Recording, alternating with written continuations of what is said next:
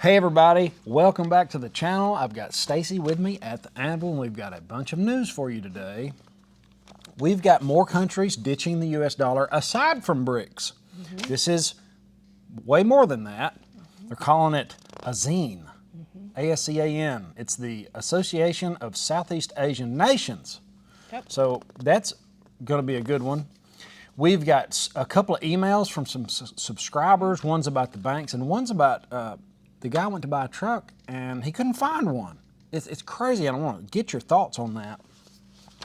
I love it when you get real-time information. I do too. Boots on the ground information is great. Love it. Yep. We do have a sponsor today. Thank you so much, USGO. They've got some news rolling out. I actually made a community post about it the other day. And we've got all kind of stuff. We want to kind of touch on just a little bit what they keep screaming about this 14th Amendment. We just kind of want to talk to you guys about that a little bit, get your feedback, kind of give you a little history on that and see what you guys think. Yeah, so let's start with the ASEAN. Ooh, I know, it's interesting. ASEAN, Finance Ministries considered ditching the dollar. The meeting took place in Indonesia. I'm trying to really break this down for you pretty quick. And revolved around finding ways to reduce dependency on Western currencies. The US dollar, the euro, the yen, the British pound, through the local currency transaction system. So they're wanting to use their local currency, and they're encouraging people to use local banks, credit cards, and start getting out of the US dollar and these other currencies as well. An agreement on a similar system was reached between Indonesia, Malaysia, Singapore, the Philippines, Thailand last November. This is big news about people not using the dollar, and it's going to affect us 100% for sure. Moving away from the Western payment system is necessary. Now, this is from the Indonesian president. Yep. He's saying his country needs to shield itself from geopolitical disruptions, citing sanctions on Russia. You know, that was a warning to the whole world. They got to see what happened, and they're like, hey, we don't want to have any part of that. Let's start moving out now. He says, be careful. We must remember the sanction imposed by the U.S. on Russia, Visa and MasterCard, could be a problem. Now, ASEAN includes these ASEAN, Association of Southeast Asian Nations, consist of Cambodia, Indonesia, Laos, Malaysia, Myanmar, Philippines, Singapore, Thailand, and Vietnam. Combined, the nominal GDP of the bloc of countries in 2023 amounts to $3.9 trillion. Now, out of these 10 states, out of the ASEAN member state, only Singapore was enforcing the Western sanctions on Russia, and the other ones didn't bother. 1 out of the 10. Brazil, the largest economy in Latin America, reached an agreement with China. We talked about that. I know. We need to talk about it more.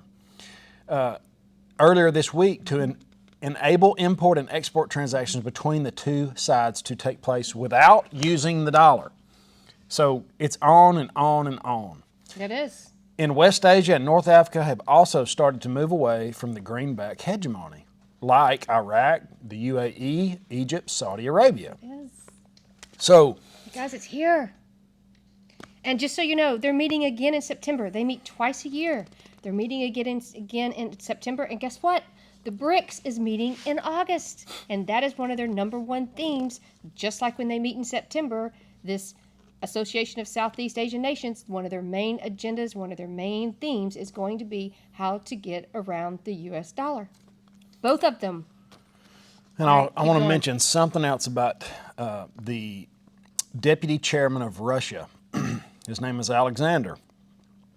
On Thursday, this might have been last Thursday, he said BRICS, Brazil, Russia, India, China, and South Africa was working on developing a new currency that would be presented at the organization's upcoming summit in Durban. I think that's the one in August. No, that's not the one. That's Bangkok's in August. This is another one. To transition the settlements in national currencies is the first step. The next one is to provide circulation of digital and other form of fundamental new currencies in the future. Now, this is where it gets interesting.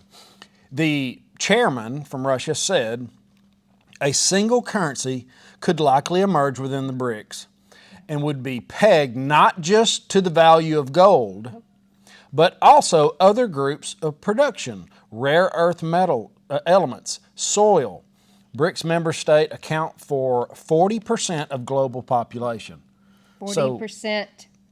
40%. Yeah, that's nuts. And that's not including, we're not even talking about the Association of Southeast Asian Nations. We're not even talking about these guys. So add them also to this, which they're stepping up and they want to say the same thing. And you guys, I didn't realize how much they had fought. Eugene, I never say things correctly. No. So, you just give up on me. Yeah, I can't pronounce it right either. So, but I didn't realize how much they were such a. Well, I guess I did and I didn't, because you sometimes you pay attention, but if you're like us, sometimes you just kind of get focused on certain things. But they are really huge as far as international politics and economy, as far as the world manufactured law in the East Asia. They're really big, and I did not realize how much for the past however many years they have been pushing back to have anything to do with the United States. The United States has been trying to get them to come on board, and they have said absolutely not. They're very deeply integrated with China. They will not have anything to do even with the Australian, United Kingdom, and United States. That group that we have together, they've come to them and asked them several times to be a part of it. They said absolutely not. They won't have anything to do it. They've disassociated themselves from any attempt by the U.S. having anything to do with the Ukraine. They said they will have nothing to do with it. They will not take sides. They will not help. And they said it is partly due to the fact of our currency. And they see that it's going down with our economic, military, technology. And they said, I did not realize, though, how bad they had pushed back. And we have been fighting so hard to get an alliance with them. And for years, they have said, no, no, no. So now they are even stepping up and saying they don't want anything to do with our dollar. So this is becoming... I mean, they're making it public. There is no world reserve currency that stayed that way forever.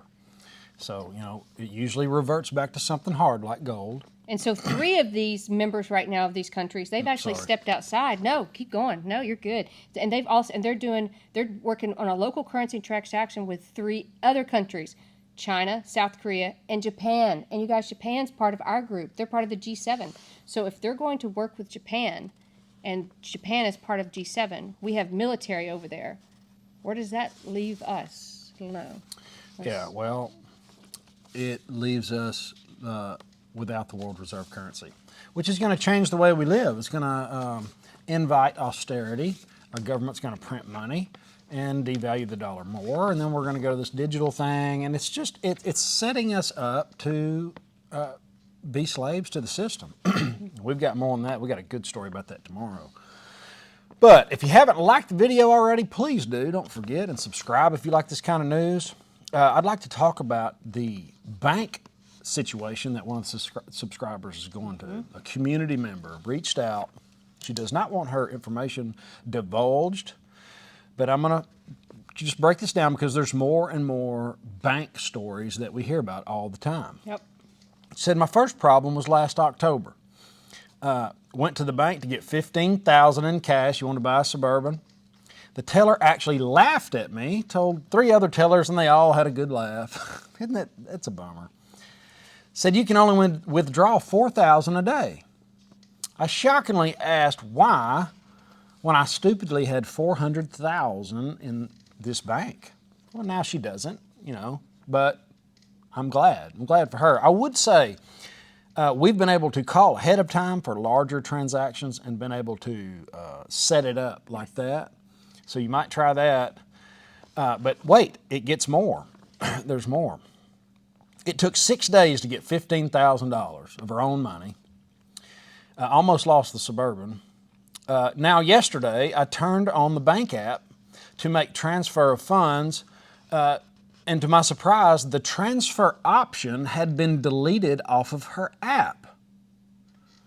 Well, that's strange. Immediately she drove to the bank. The bank manager was gone, of course. And how often does that happen? So the maybe 20-year-old teller seemed confused. She held my phone. She gave her phone. She went through it, and she couldn't find it either. She's like, yeah, okay, you're right. She just thought she was an idiot. But she's not. She was right. Well, the bank teller looked on her phone, and the option was there. She could do it on her app, but they erased the lady's app that was trying to get the money out. The one with all the money, actually. So she made a call to the branch, took a few minutes, and she came back with a multitude of excuses. Just, you can imagine all the excuses. But she's pretty sure she's being punished because she's been going very often to pull out $4,000 a day. Yep, she is. So that is more of the same of the stories we've been hearing about banks. They're making it inconvenient to get your funds. They're making it hard. And this is hey, if you'll just go over to the digital system, that's coming out pretty quick. July, right? Well, the Fed now is July. Yeah, you'll be able to get your pension fast, your retirement fast, and you'll be able to get money now. We'll be in complete control of it, but it's going to be a bunch of honeypots. It's always for our best interest. Anyway, she goes on and said she's been stacking metals and she's ready. So congratulations on all that. And speaking of the bank stuff, then I had two people actually call in two different things. One, they used to work for a bank, and so they went back to that bank and they said, "Come on, you guys, really, are we really going to do this Fed now?" They said, "Yes, it's coming down the pike, but they're going to do their best not to enforce it. They're going to try to push back." They said it was a small town bank, and they said to their customers they were going to try to push back and not make it be mandatory to receive certain items. And then, of course, we've had a couple people call in and give us stories of different banks, you guys, that are going tellerless. And they're no longer going to have tellers available. Everything is going to be automated, that you drive up and you do everything automated. And on that note, I want to remind you guys, and actually, thanks, Mr. Charles, you actually called me and you said you need to remind the subscribers one more time. If you guys have funds setting in an account and you have not touched those funds in 6 months to a year, you need to check on them, because you guys have been hearing all this bail-in stories.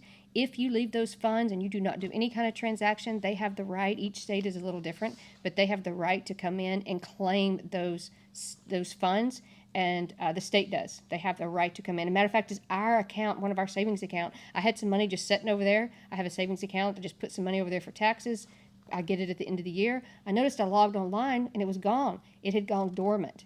And so had I not actually noticed that and made some kind of activity, the state could have come in and actually seized those funds. So you guys just don't forget that. I need to just remind people of that because that's very important. And actually, I've known someone actually called in and they had their funds seized. And it took 1.5 years, I think, to get those funds back. So tell your grandparents, tell your parents, tell your friends, check on your accounts. Yeah, That's we really just a need to look reminder. after the elderly guys. They're more than likely they're going to have all their money in one bank. Let's just try to get them to diversify. They might be a little uncomfortable. They might even be uncomfortable talking about their business to you. But it's okay. I'd rather be a little uncomfortable than have one bank go belly up and be completely just be out. Right. We just don't know. Yep. So I just want to briefly mention this 60,000 pounds of ammonium nitrate that came up missing. This is it's not old news, but I didn't jump on it because I just didn't know enough about it, and still we don't know anything about it. But just so you know, there's 30 tons of ammonium nitrate somewhere. We don't know. It went missing April 12th, and that's really all we know. Well, it was supposed to arrive in California, and it was coming from Wyoming. So you got all the way from Wyoming to California, and all of a sudden you got a whole shipment of this missing, a rail car. They found it in the Mojave Desert, I guess out there in the middle of nothing. Empty. So that is a lot of explosive material. It is. So I'm going to try to watch this, and I don't know. If you've got anything on it, let me know, because I have no idea what's going on. Yeah, now I know. Do you want to talk about this, or you want to keep going? Yeah, let's go to this, and then this we can... Well, on the heels of the precious metals, we were just talking about the countries moving to precious metals, saying their currency is going to be backed by precious metals. This should be extremely bullish for gold. And I still am in the camp that we're going to have to mine for more gold as people, the retail sector especially, are sopping it up, not to mention all the countries, and all these things. So on the heels of that, even mining just everything, and I'm going to interrupt you real quick. No, Remember that story I found the other day about that shell company, that they are actually just leased some land in Arkansas, and they're going to be mining for lithium. So you guys, we've depleted, And this is just one more story. Well, if we're going to be green, we're going to have to rip the face off the earth Yep. and mine it like never before. That's just the facts. Yeah, so this is another example. So, USGO, I talked about them the other day, and the company reached out to me and said, hey, we've got some news and we want you to talk about it. And they sponsored this video because Amir Nani is at it again. Amir has got an excellent track record in uranium. He's part of GLDG, and GLDG has a 81% stake in this USGO company. And they wanted to announce that USGO will be in the Russell 2000 index fund if they can get it to close at $20 a share. I think it's around 15 now. This is super exciting. The really cool upside to suggesting this company as an investment opportunity is if it gets on the Russell 2000, it will trade all on its own because retirement institutions will buy it. Now, I have consulted a few of my stock buddies. They didn't have anything negative to say about it. You know, it is a junior. It's a pretty small company. They've got $19 million in the bank. And if these ETF funds are forced to buy shares, and 8 out of the 10 shares aren't for sale, that could really be bullish for the stock. I don't know. I'm not a stock person. I dabble in the mining sector. I do not own this company just because I'm kind of allocated to other companies right now. But I might try to pull some funds together. I don't know, but I feel like I need to say that. But just check them out. I'm going to put them in the description, and I'll pin them in the comments. USGO's the ticker. And let me know what you think, all you guys that follow that kind of stuff and know how to analyze a company, because I kind of look to you guys for that. Yeah, and when you guys call us and you ask us, you're like, what are you guys looking at? What are you guys looking at? So when we find something every so often and people approach us and we're like, oh, that's a little bit interesting. I don't know. Here's some information. You guys do your own research, do your due diligence. I'd love to know what you guys think. As Chris said, we don't own it right now, but we might consider looking at it. But it's just maybe a possibility. So we're always looking for options. Yeah, well, it's got some bullish news coming out, and they're going to try to do it in this next week. So Wow, okay. kind of watch it. All right. Well, speaking of gold and silver, I've not talked much about gold and silver on the last couple videos because we've had so much that we've just been talking about. Oh my goodness! Matter of fact, we got some really great stuff coming out in the next video we want to talk about. But gold right now is $1,967.80 as I walked out here to make this video. $23.26 for silver. $1,032.20 for platinum. You guys have a lot of stuff in, and if you have my email list that you've gotten and you guys are interested in just basic silver rounds, I've actually got more than the Buffaloes. They're just not on the list. I've got Sunshines. I've got, I forget all the different ones that I have. But you guys call me, and some of them are less than the Buffaloes, $425. Sometimes I can even beat that price when I get in the system. And we do have a special. It's a 10-ounce silver Italian bar. It's $349 over. I don't actually own that one yet, but it's really pretty, and I'm really considering it. They also have a 5-ounce in that Italian bar, which is very unusual. Usually you don't get 5-ounce silver bars. Anyway, I didn't know that. No, can't find them usually. It's just 1 ounces and they go straight to 10. Anyway, if you're interested, give me a call. But I haven't mentioned it much lately, so I just kind of wanted to put That's out a there. number on the board, and it's hard to see. It'll be in the description. I'll pin it in the comments. But I will be working today, so about 6 or 7 p.m. Central. All right, Awesome. So this next one. Yeah, so this is interesting. The new car industry, there's something going on here, and I want to share this with you. This came from a community member.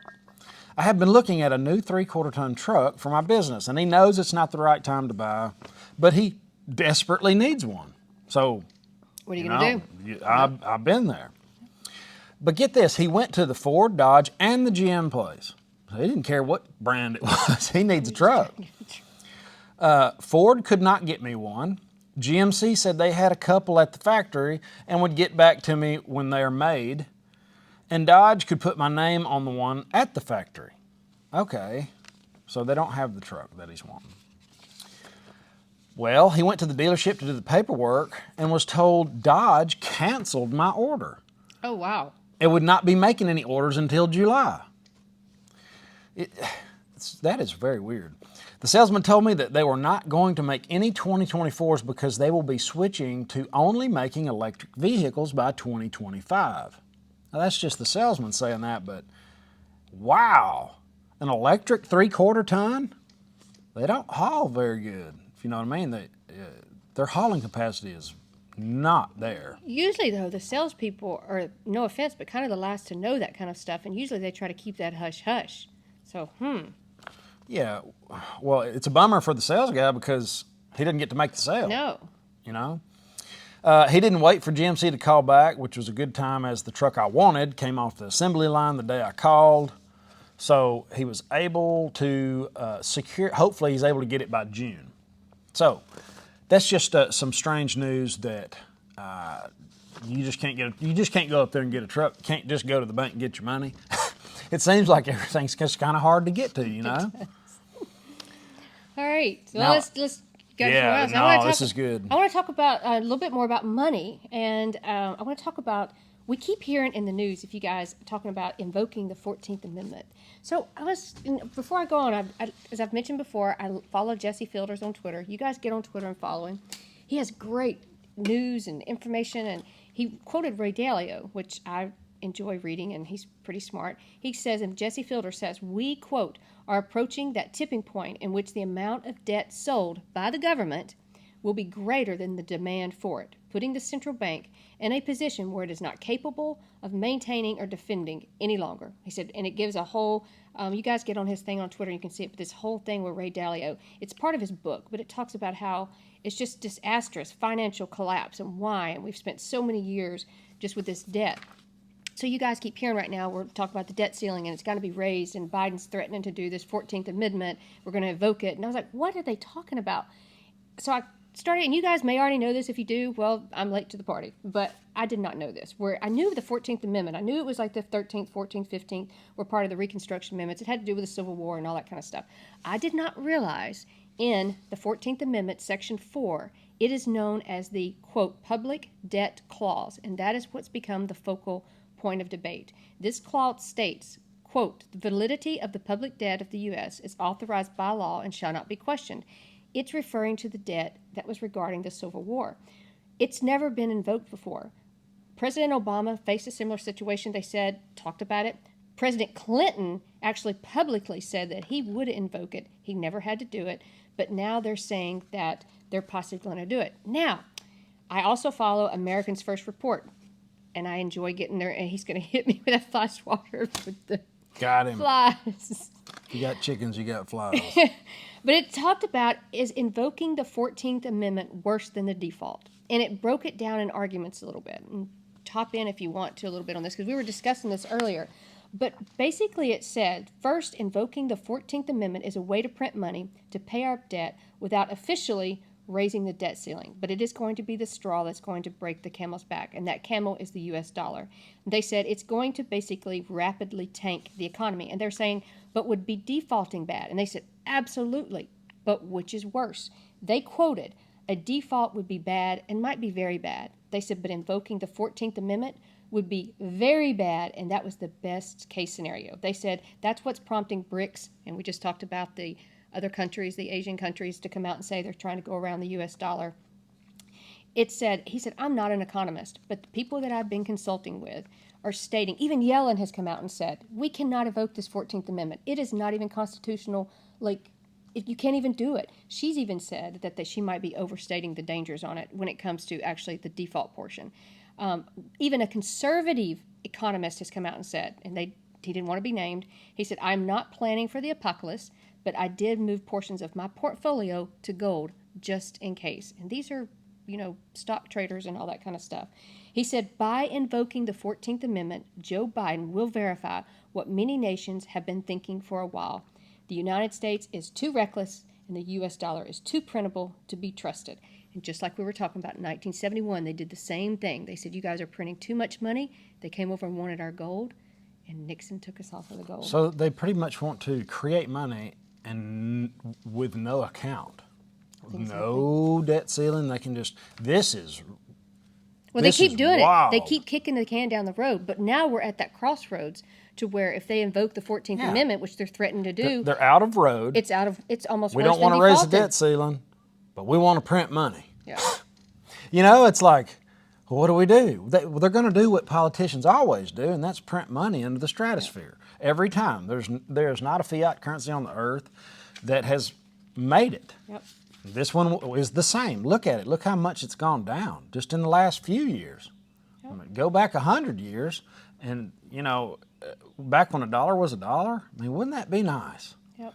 It would be so nice to have a solid currency that we could all use, and you could stick it under your mattress if you wanted to, and it wouldn't just be being devalued daily. Yep. Yep, it is. So this is all big news. We're making history. It's what I told Chris today. I said, we're making history. And it's something else we're going to talk about tomorrow, which I'm really excited to talk about, which I am and I'm not, but we are making history. But I didn't know if you guys knew about the 14th Amendment. I didn't know, but if you didn't, there you go. A little bit of tomorrow tidbits. we're going to talk about some freedoms Yes. and the American dream that's eroding. And Stacey she got to participate in she got to watch it happen in real time around the Patriot Act. We'll talk about that and where she was and how that all went down. But guys, thank you for being here. You guys are great. Get in the comments and let me know what you think about USGO. And have an awesome day. We'll see you in the next one. Later.